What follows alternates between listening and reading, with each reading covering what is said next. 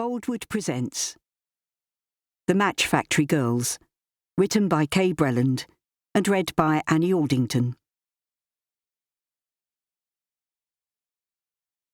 His attitude didn't bother her.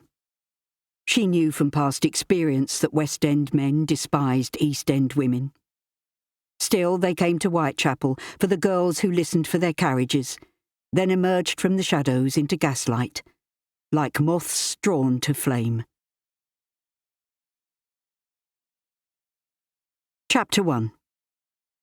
East End of London, December 1887. A street lamp bracketed on a wall barely illuminated the spot in Fairfield Road where the girl had tucked herself out of sight.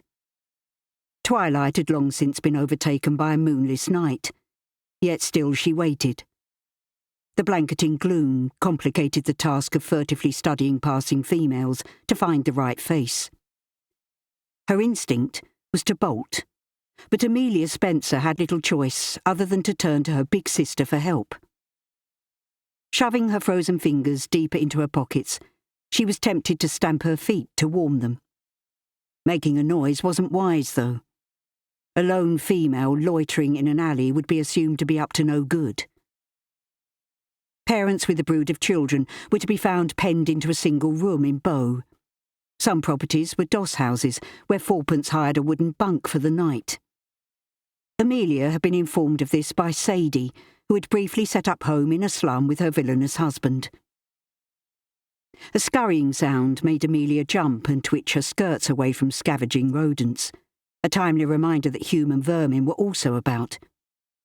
She could be pounced upon and robbed, but she held her nerve and stayed behind the gate leading to the backyards of the houses. The stench of overflowing privies drifting on the mist was making her feel queasy, but she forgot about that on hearing a clack of heeled boots on cobbles, alerting her to women approaching. Peering around an edge of wall, she made out one tall and one short figure emerging from the factory gates in the distance. Bryant May churned out matchsticks late into the evening, and Amelia hoped to catch her sister at the end of her overtime shift. But Sadie wasn't one of these brunettes. Her sister's hair was as fair as her own. The match girls passed by, squabbling about a debt the shorter of the two insisted had been repaid. The sound of hobnail boots clanging on cobbles came next. A hunched fellow in donkey jacket and cap was meandering drunkenly from curb to wall. On the other side of the road, somebody else was in sight. Her footsteps were light and quiet. A girl of about 12, with a tray hanging around her neck, was crossing the road towards the fellow, having reacted to his whistle and beckoning finger. The child took his money and handed over a matchbox. Then off she set. Padding barefoot, her only protection against the frosty air a thin shawl over a ragged dress. The labourer she'd served struck a match to the dog end, drooping between his lips, before ambling onwards. Amelia felt pity and anger at the little street seller's plight, and hoped the girl was now on her way home for a warm drink and her bed. She certainly felt less sorry for herself than she had on arriving in this unsavoury place about an hour ago. Deciding she'd done enough loitering, she picked up her bag. She'd come from Mayfair, and this neighbourhood was depressing and foreign to her, making her jumpy. A distant church bell warned her the hour was getting late. As bad luck would have it, the drunk came to a halt abreast of her. She investigated the delay through a wormy hole in the wooden gate. He was only a yard away, facing the gutter. A steady flow of urine billowed steam in front of him as he sniffed and spat on the ground. Her sigh of relief to see him go transformed into an alarmed squeak. A rat had run over her shoes, making her drop her bag. The noise drew his attention and he returned to peek at her, using the same ragged aperture through which she was spying on him. "What you hiding in there for, miss?" He dropped his cigarette stub and smacked his thigh in enlightenment. "You're new and think the others'll claw your face." He wobbled a finger to his lips, miming secrecy. "It's all right. I won't tell Nell you're on her patch." The gate was creaked open, and he continued grinning like a boy presented with a gift of sweets. Drunk, maybe, but he had enough strength to put her onto her toes while resisting his yank on her arm. How much? Undeterred by her shoves, he fiddled inside his coat to find the trouser buttons he'd recently done up. "I'm only waiting for somebody," she hissed in nervous vexation. And here I am, ducks. 4 bob. He used a foot on the battered gate to keep it open while she tried to shut him out. Other girls don't get so much, but I reckon you've got class. He winked and opened a hand to reveal a glint of silver. First, let's have a proper gander at ya. His fingers snapped back over the florins. He wasn't too sozzled to have missed that she appeared cleaner and prettier than the others. He lifted a straggling tress of fair hair to appreciate a smooth complexion and youthful features. Her large glossy eyes sparked at him, but he continued smirking at his good fortune. Older women, raddled by years of rough living, plied their trade around here. This one was in her teens, he guessed, smelling of soap rather than gin, and had reacted to his hand on her like a scalded cat. Jolted out of happily imagining she was a virgin, he employed 2 fingers to warn off the nosy Parker banging on her window pane. Amelia used the distraction to her advantage.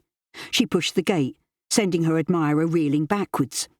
A strike of metal hitting stone was heard before he landed on his posterior in the gutter. Edging through the opening, she fled with her skirts gripped in one hand and her bag in the other. In her panic, she barely glanced at a youth dragging the irate fellow to his feet. "Oi! Watch where you're going, you clumsy thing! You nearly had me legs from under me!" Amelia had careered around the corner and barged into somebody. She mumbled a breathless apology, and in unison they bent to retrieve their bags, dropped to the cobbles. Their eyes met as they began to straighten up. "Sadie!" Amelia gasped, winded from her dash. She spontaneously hugged her elder sister, squashing the feathered hat being raised towards its owner's head. "I've been looking for you. I'm in trouble and could do with a place to stay." "Blimey, things must be bad. You said you'd have no more to do with me. So what's happened?" Despite her sister's spikiness, Amelia hoped that past differences could be put aside, now the man who'd caused the trouble was off the scene. Amelia had hero-worshipped her pretty popular sister, and had felt let down by Sadie, thinking her a fool to allow a wretch like Jimmy Burley to ruin her life. She was prepared to eat humble pie now she knew how easy it was to break your parents' hearts while unwisely losing your own to a deceitful swine. "I'm sorry we fell out," she said. "I've missed you." "Likewise." Sadie's attention was caught by the fellow blundering towards them, bawling about being robbed. "We'd better go. I made him let go of me, and he dropped his money. If he's lost it in the gutter, it's his own fault for being a lecher." "Let go of you?" Sadie sounded concerned, as well as curious to know more. "I was hoping you'd be working late at the match factory, and I'd catch you when you knocked off. He came by and saw me hanging about and thought... Well, I expect you know what he thought." "Dirty git. That's Bill Potts. He's a drayman at the Ind Coop Brewery, where Dad works. No wonder he reeks of booze." Their father was teetotal, but he had spoken about men being sacked for stealing drink. "Do you lodge close by, Sadie?" "Close enough. We'd better make a run for it." Sadie took her sister's hand, urging her along the street. "I'm ready for a bite to eat in me bed, not a punch-up." Amelia did her best to keep up, but the stitch in her side finally became unbearable. She slipped her fingers free and slowed down to take a breather. "You never are," Sadie demanded in shock, as she noticed her sister supporting her abdomen. She unceremoniously yanked apart the edges of Amelia's cloak to study her figure. Amelia closed her eyes, blocking out an unwanted reality. "'Fraid I am." "God almighty! Amelia, you really are in trouble. Has he asked you to marry him?" Sadie sounded dubious. "He's gone," Amelia confirmed in a voice mingling many emotions, not least the shame she felt for having been such easy prey. Her innocence and affection had been thrown back in her face by her first proper love. She was no longer a gullible fool, but she was dismayed by Sadie's reaction. Her brash older sister would take this news in her stride, she'd thought. But Sadie had sounded alarmed, as though things might not be as easily solvable as hoped. "Oh, Leah!" Sadie touched together their foreheads in comfort. "You've picked up with the wrong 'un as well, have you? Us Spencer girls don't have much luck in love, do we?" She sounded wistful, recalling the locked doors and punishments that hadn't stopped her creeping out of the house to meet Jimmy Burley. Finally, her parents had come to the end of their tether and thrown her out. Defiantly, she'd marched off with a string-tied bundle of clothes and a warning to never return. Amelia was also reflecting on her sister's bad choice of husband. As well as being a thief and a bully, he was a lecher, as she knew to her cost. He tried to kiss her while his wife's back was turned. Sadie had accused her of misinterpreting his friendliness. Amelia had been saddened by the rift. They'd been friends as well as sisters before he came along. Now he'd gone, there was a chance for a new beginning. "Kicked you out, have they, love?" "I haven't been back there," said Amelia. "I know Mum and Dad will find out sooner or later, though." "Actually, I meant your employers. The Campbells sacked you, I suppose." Sadie understood Amelia's reluctance to go home. Their parents were typical working-class folk, terrified of an unmarried daughter's swollen belly being spotted by neighbours. "Mrs. Campbell called me a disgrace before showing me the door," Amelia glumly informed her sister. "I've got my wind back. Let's get going." She didn't trust this area, with its bad smells and shifty folk. She'd become accustomed to the elegant atmosphere of a West End townhouse, albeit she'd been housed in the servants' quarters in the attic. "I'll tell you more about it when we reach your lodging." Chapter 2. I stopped off and bought some tea and jam at the end of my shift. The baker was closed, but I banged on the door and he let me have a stale brown loaf, buck-she. The old goat fancies me. Sadie was jabbering over her shoulder while leading the way, single file, through a doorless portal. The dank corridor was rumbling with domestic noises. Sadie unlocked her lodging and guided her sister inside with a warning to avoid bumping into the furniture. The strike of a match was heard. Then a lamp was turned up until the musty gloom revealed its secrets. "Pinch those from work. No decent wages at Bryant May, so I take what I can." The matchbox was lobbed onto the table.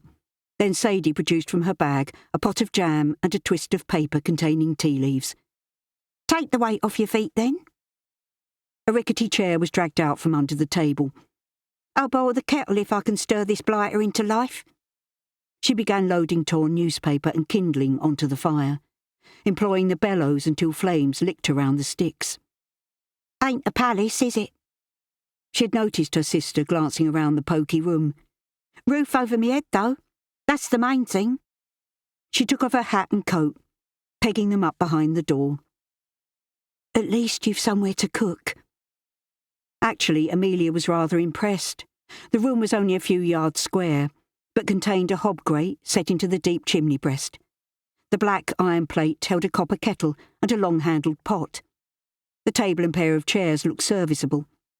The iron bedstead was a single, Amelia noticed, and there was just enough wall space left over for a chest of drawers to support a china washing set. But it was a dwelling, and she was in no position to turn her nose up at that. "We'll have to top and tail on it tonight." Sadie jerked a nod at her sagging mattress, then sniffed at the top of the milk bottle. "On the turn, but it will do." Amelia used her foot to move her bag under the table, so neither of them tripped up on it. She loosened her cloak, then ran a few neatening fingers through her hair, dampened by December mist. "Even got a couple of biscuits left." Sadie had prized the top off a dented tin to display some digestives. In spontaneous affection, Amelia got up to hug her sister, resting her head on Sadie's shoulder. "I've really missed you. I'm sorry we fell out." "It's all right," Sadie said gruffly. "I wish I'd listened to you back then. You was only a kid, but you had the measure of Jimmy. Anyway, how'd you find out I'd left him?" "I had a weekend off in the summer and went to visit Mum and Dad." Amelia seated herself again. Hadn't been there long when I overheard them arguing about Betty Logan spreading gossip. She had loitered in the hallway long enough to learn that the neighbours knew Jimmy Burley was in Pentonville prison, and his wife had come to her senses and left him. After that, it hadn't seemed the right time for Amelia to bring up her marriage plans. A blessing in disguise, as it turned out. What a fool she would have felt, raising their hopes of having a decent son-in-law, simply to dash them when he revealed himself to be nothing of the sort. "Betty Logan should mind her own business," said Sadie. "She knows Jimmy's mother, so I expect they've been chin-wagging about me." Sadie had missed seeing her family, but guilt and a fear of rejection had kept her from making the first move to build bridges. "How are they all?" "Our brother had caught head lice off a classmate. He'd been shorn like a prison convict." A reminder of Sadie's jailbird husband wasn't wise. Amelia pressed quickly on.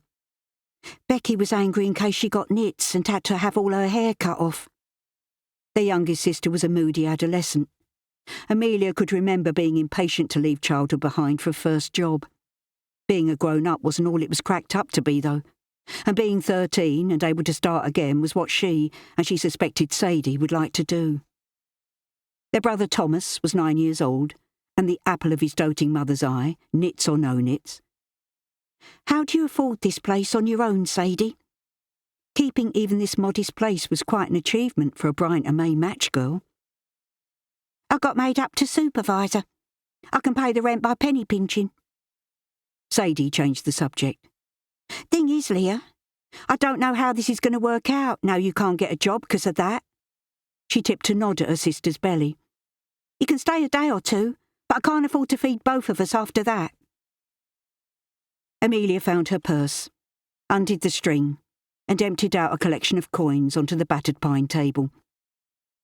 "There's almost 15 shillings to put in the kitty, and once the baby's born, I'll get full-time work straight away." "How'd you manage that?"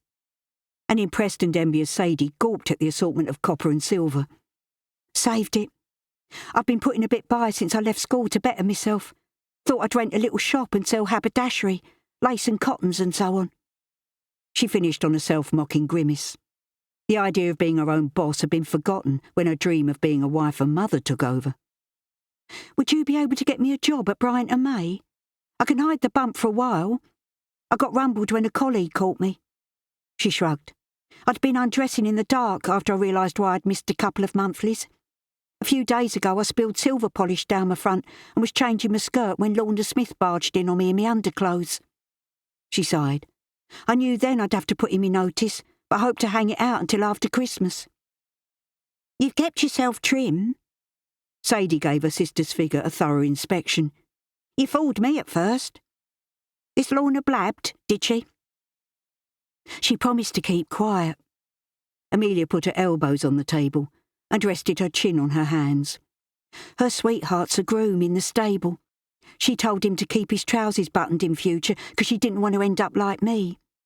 Thanks to his big mouth, gossip started. I couldn't lie when the mistress asked me outright, so that was that. "It's Christmas next week. Mum and Dad will expect to hear from you, Leah."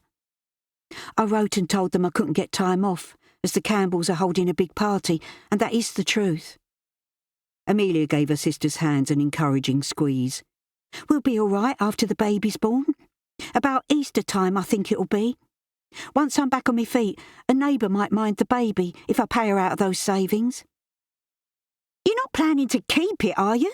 spluttered Sadie, yanking her fingers free. "What do you mean, keep it?" "Bloody hell, Amelia!"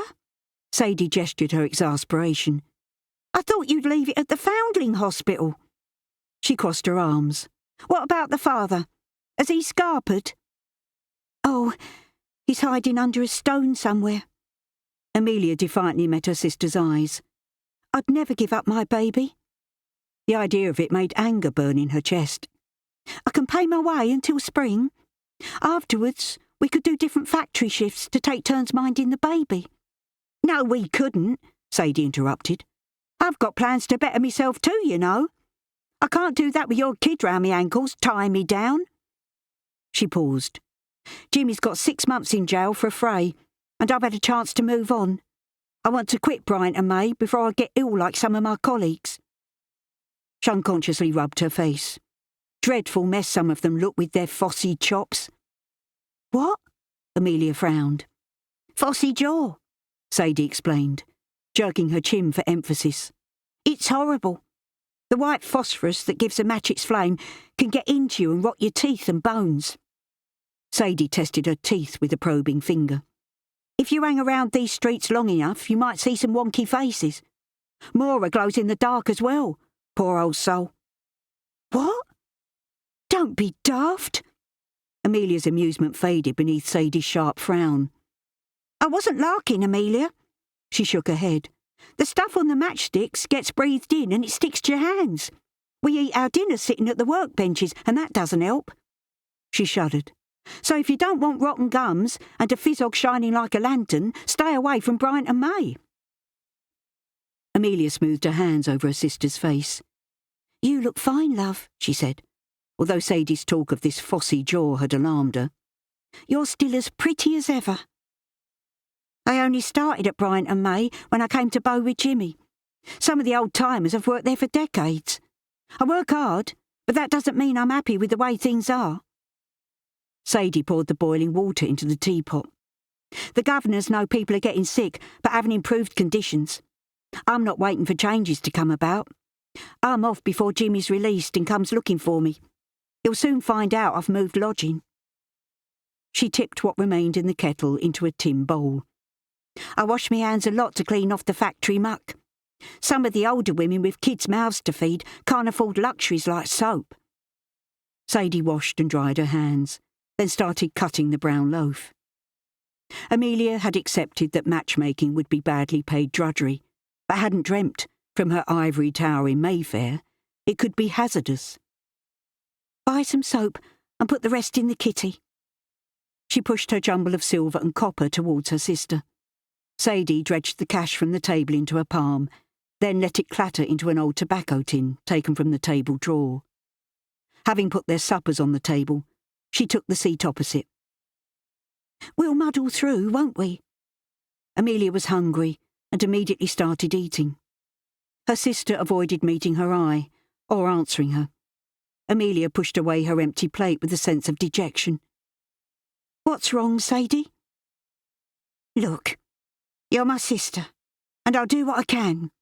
But you can't go into labour in secret. If you really want to keep the baby, you'll have to beg for Mum and Dad's help."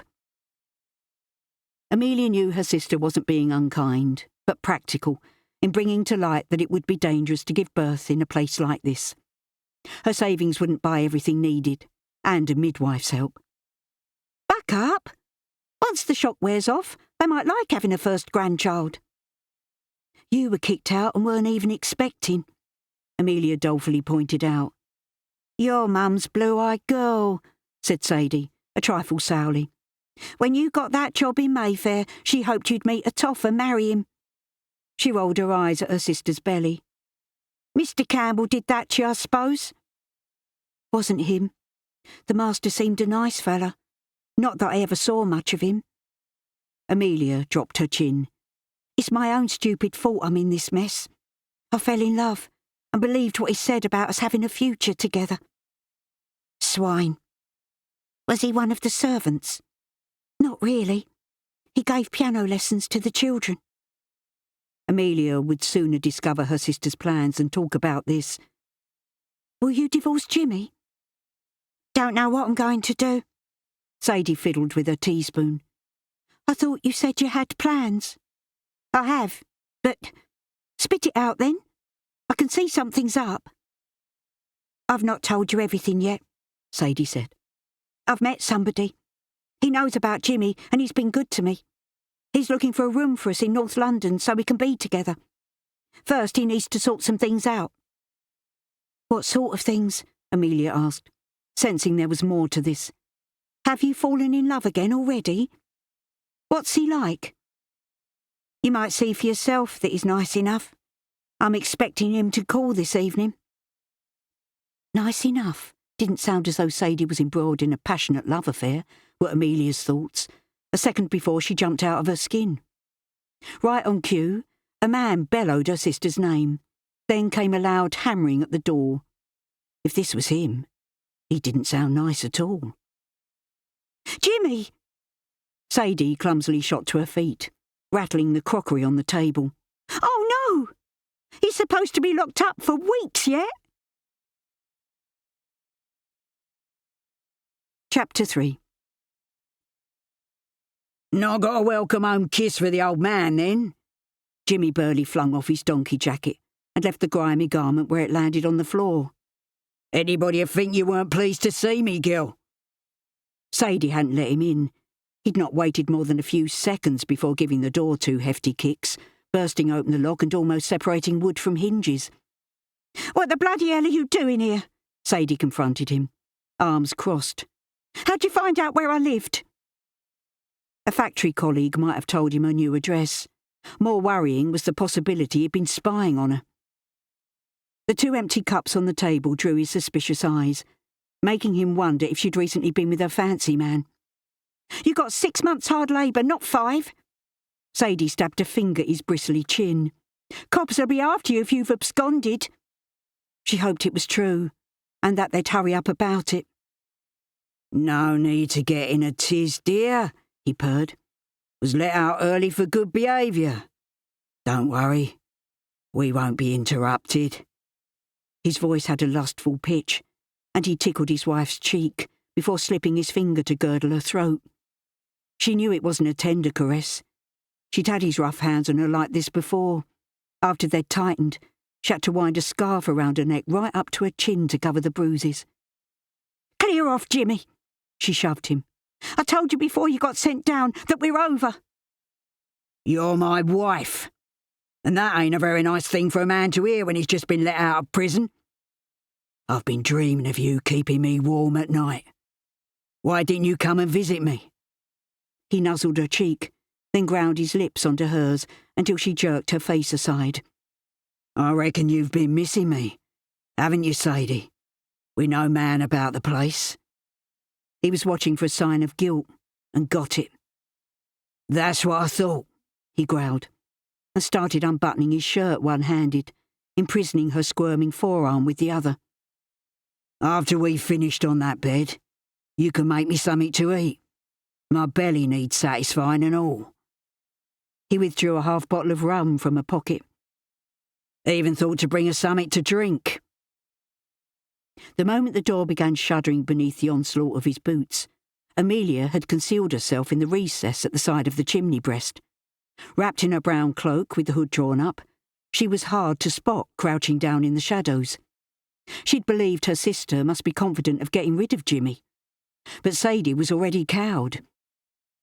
"Leave her alone and bugger off," Amelia cried, shooting upright.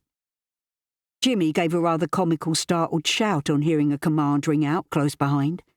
Instinctively, he snatched a knife from a pocket and flicked it open. The blade disappeared whence it came after he realised he'd heard a familiar female voice. "Well, if it ain't sweet Amelia." He turned around to look at her with an insolent smile. "Bit old to be playing peekaboo, ain't you, dear? No need to be shy with me, you know." Despite her jitters at the sight of his knife, Amelia stepped boldly closer. "Keeping your sister company, are you? Well, Sadie don't need you now, she's got me back home." His eyes veered between the women as he sensed a conspiracy. "We've some catching up to do, as you can imagine." He dropped a lewd wink, but Amelia didn't react. She wouldn't give him the satisfaction of knowing she was scared. Sadie jerked an urgent nod at the door. "There's a tavern across the road. I'll look for you in the Anchor later, Leah." She would go along with what he wanted for now, in the hope he'd drink himself off to sleep. If her lover turned up as well, her pregnant sister might be caught up in a brawl. Word of Jimmy being on the loose would soon spread after the racket he'd made on arrival. The neighbours wouldn't call the police, though. Nobody had any truck with appealers. Jimmy had always considered Amelia prettier than his wife, but too slender. She seemed to have filled out. The outlines of her breasts and hips were visible beneath her cloak. He strolled closer for a better look. Last time we met, we had a falling out. Kiss and make up before you go, shall we? You can leave Amelia alone. Sadie knew her randy husband was thinking 2 women were better than 1 for a man who'd been celibate for months. My sister's having a baby and don't need your mauling. That surprised him. He jerked up Amelia's left hand. Tut, tut. No wedding ring. Ain't so prim and proper after all, then. Amelia snatched herself free.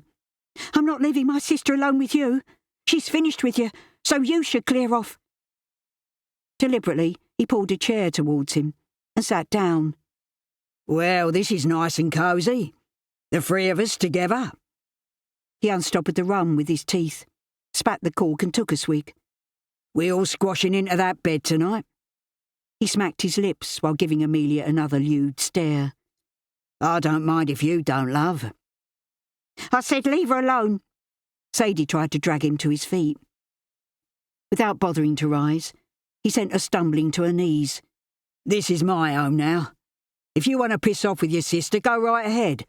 And when your fancy man turns up, I'll be waiting to give him a nice welcome. Amelia guessed he didn't yet know the whole story there, or he would have named names. They couldn't force him out. He'd easily fight them off, even though he looked thinner from hard labour. Jimmy Burley was of medium height with a wiry build. What he lacked in brawn, he made up for in vicious intent, and rarely gave up before winning a fight. He was quite handsome in a craggy way. He usually wore his mousy-coloured hair touching his ears. He'd been shorn in prison, and his cropped stubble looked a similar shade to his deep brown eyes. Amelia had first known him when still a schoolgirl. Back then, she had thought him roguishly charming with his naughty winks and easy smiles. Sadie had told her to keep quiet about the older man she was seeing, and Amelia had gone along with it, thinking it exciting to be trusted with secrets. She'd envied her sister having a charismatic boyfriend who wore his flat cap at a jaunty angle and drove a horse and cart for his uncle's haulage business. Then after a while, her big sister would often look more anxious than happy, following a clandestine rendezvous. But Sadie was caught in his web, and at 16 didn't know how to break free of a man 8 years older. Jimmy took another swig of rum and settled his back comfortably into the chair. He hadn't followed them home, Sadie realised, or he would have been prepared for her sister's presence. He never liked witnesses when browbeating his wife, but he loved an audience when scrapping in the street, and he liked her watching him eyeing up other women. The sly glances he was sliding Amelia's way were stirring a prickle of jealousy. Off you go. Sadie ushered her sister to the door. Me and Jimmy need to sort things out by ourselves. Anyway, going home to Mum and Dad's is your only hope, now you're in this mess. Amelia felt utterly deflated. If luck had been with her, this could have worked.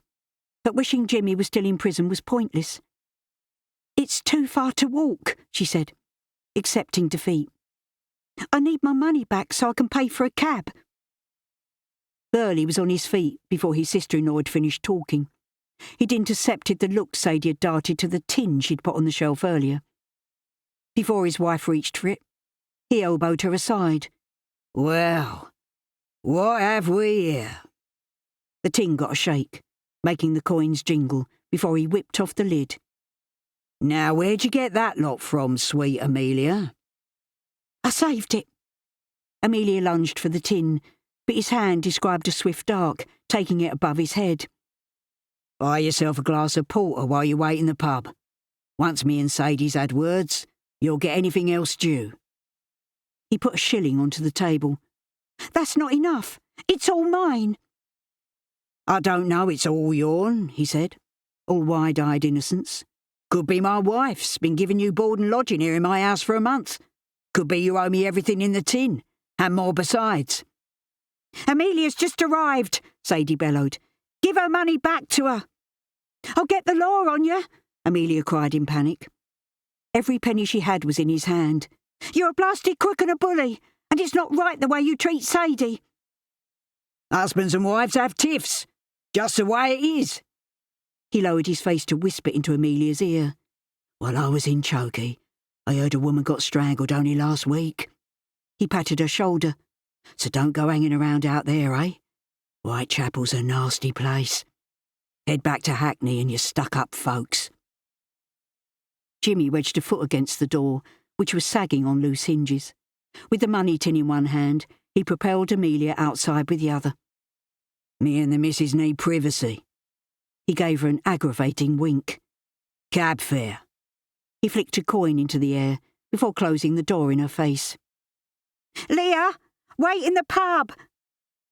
Amelia heard her sister shout as the shilling hit her shoe. She crouched down in the solid darkness, luckily finding it by touch, inches from her toes. "I want what's mine, you thief!"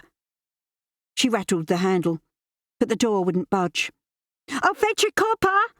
He'll throw you back in prison after he's listened to what I have to say."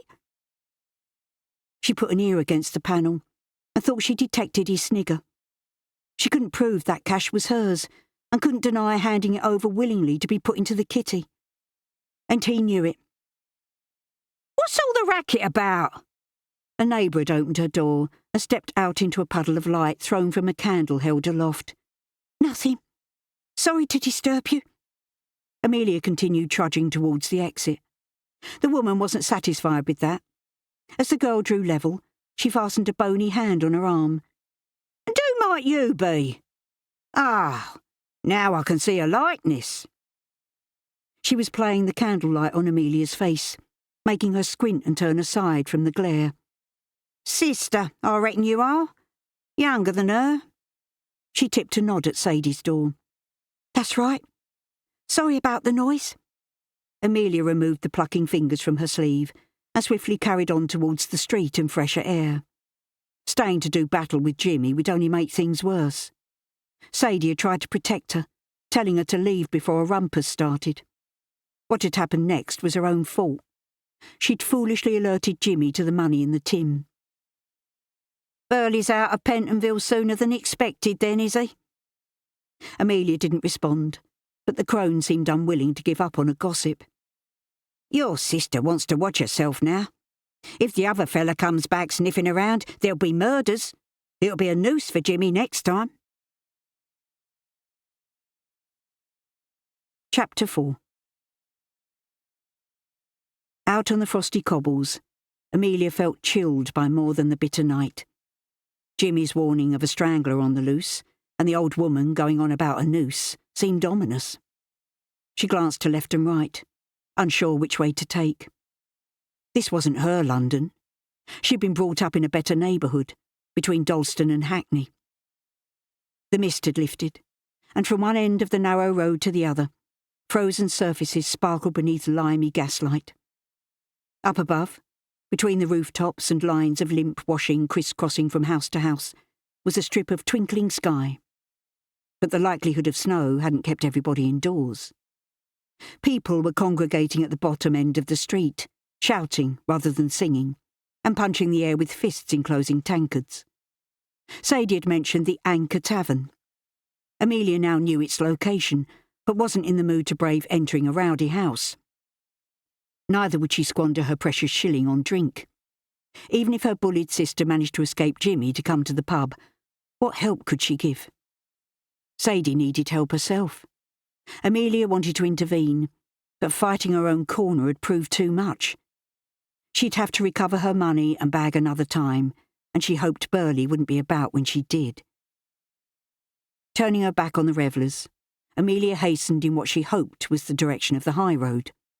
Cab drivers didn't trawl back streets for trade from people used to making do with Shank's pony. She searched for a landmark to get her bearings, vaguely aware of somebody emerging from darkness on the opposite pavement. Having glimpsed a male silhouette, she instinctively pulled her hood forward and increased her pace. She wasn't unduly bothered about him until he bawled at her to stop. Startled, Amelia jerked up her face and froze as he broke into a purposeful run. Her instinct was to turn tail and dash back the way she'd come, but she didn't because she'd done nothing wrong. "Oi! You! I've been looking for you!" Within seconds, a heavy hand was on her shoulder. The drunk who'd accosted her appeared to have sobered up. You give me back my money, you little cow, he snarled. I know your game. You and Spider was in it together. Well, it'll be a cold day in hell before Bill Potts falls foul of one of that tyke's cons. Amelia understood that he was angry to have lost his silver, but the rest of it made no sense whatsoever to her. I haven't got the money you dropped, she angrily protested, while struggling to free herself. Spider still got it, has he? Where is the little runt? He raised a meaty fist. You'll get a taste of this, and you deserve a thumping too for being in on it. He drove a searching hand into her cloak pocket. How many tricks you turned this evening? He pulled out the shilling and grunted in disgust. His insolent fingers were soon inside her cloak to find another pocket. They encountered nothing but her swollen belly, and he hissed an insult. Knowing she was pregnant didn't deter him from hunting between her legs in a decidedly lecherous manner. No more money, eh? Well, you can pay me back that other way. You don't shortchange Bill Potts.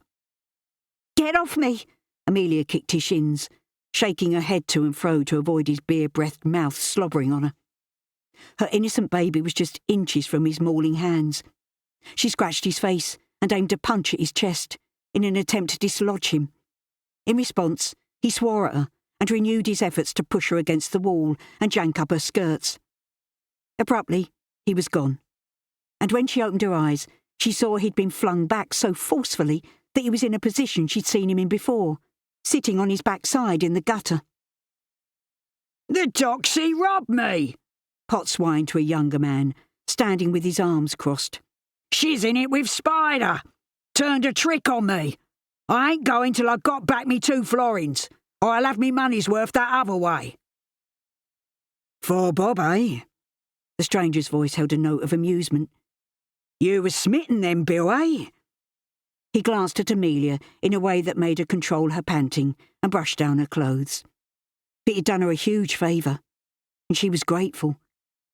Give him back his money, the younger man said, or he's entitled to have a crack at you, and I won't stop him this time.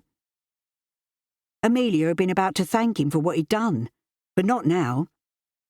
Who do you think you're talking to like that? She was incensed to be addressed as though she were a strumpet, when she'd taken pains to keep to herself. The most she could be accused of was loitering and giving Bill Potts the wrong idea. She glared into a pair of narrowed eyes.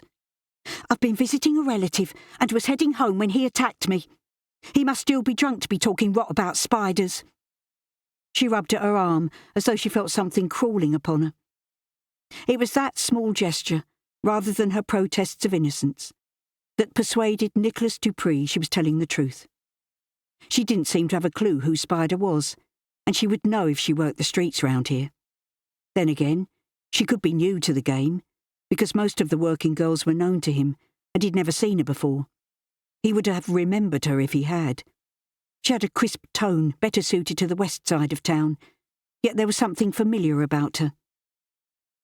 So you don't know Charlie Webb, also known as Spider? He cross-examined.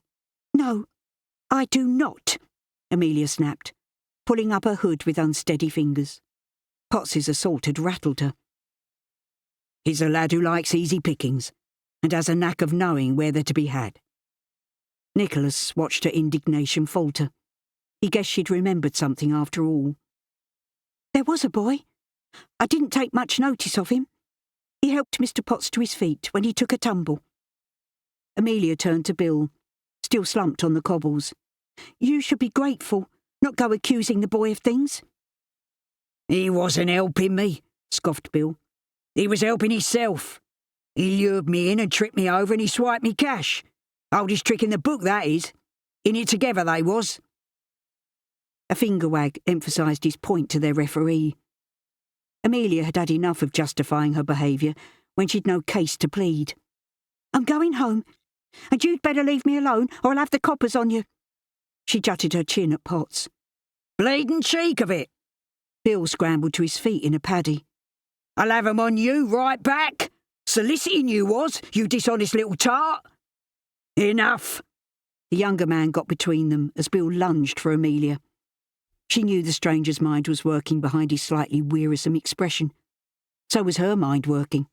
and coming up with an idea of how to recover her money and carpet bag and rescue Sadie at the same time. Something in this Thames-scented air obviously taught people to be sneaky, because she was learning fast to be so, she realised. If she could pull off this stunt, she'd put up with being called names by strangers. She'd never see them again in any case. "I'll tell you the truth," she lied. "The boy handed a coin to me after we did the trick." Her cheeks burned, and she lowered her chin to conceal her guilty expression. If Spider was innocent of theft, she'd just dropped him right in it. "A short while ago, my brother-in-law stole all my cash, then threw me out. So if you want your money back, you'll have to go after him." "What's his name? This brother-in-law of yours?"